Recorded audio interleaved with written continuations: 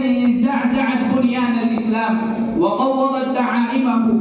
وإن هذه الآية الكريمة المباركة ترغب مجتمعاتنا في الجهاد في سبيل الله، وترغبنا على تصريح النظر إلى أوضاع الجاهلية الأولى والمقارنة بالجاهلية المسيطرة، وإلى الطائفة التي نهضت بالإيمان المجلى وقامت بعقيدة التوحيد والتوعيد وبعقيدة الإيمان والأخلاق وبشعور جياش وحماسة متدفقة وغيرة ملتهبة. إنها أضاءت بأنوارها الساتعة البهية الليالي الهالكة المظلمة، وبما حازت قصب السبق حتى بهرت أعين الناس، وما كانت تسويلا إلا كانت آيات القرآنية. وعد الله الذين آمنوا منكم وعملوا الصالحات ليستخلفنهم في الأرض كما استخلف الذين من قبلهم وليمكنن لهم دينهم الذي ارتضى لهم وليبدلنهم من بعد خوفهم أمنا يعبدونني لا يشركون بي شيئا. وورد أيضا ولا تهنوا ولا تحزنوا وأنتم الأعلون إن كنتم مؤمنين. وما بذلت أنفسها وأموالها إلا اعتمادا على وعد الله الذي لا يخلف الميعاد.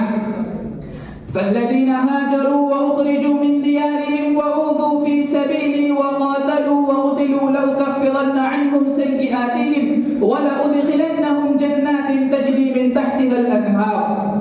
ولكن اليوم أيها الأحبة إذا ألقيتم النظر وأشرفتم على المؤمنين لرأيتم أن جزوة الإيمان خامدة، وبحثتم عن المسلمين موجة موجة وتفقدتم سرفة سرفة لرأيتموهم أنهم فقدوا الحب الصالح ونزف منهم دم الحياة وأصبحوا هيكلا من عظام لا روح فيه ولا دم.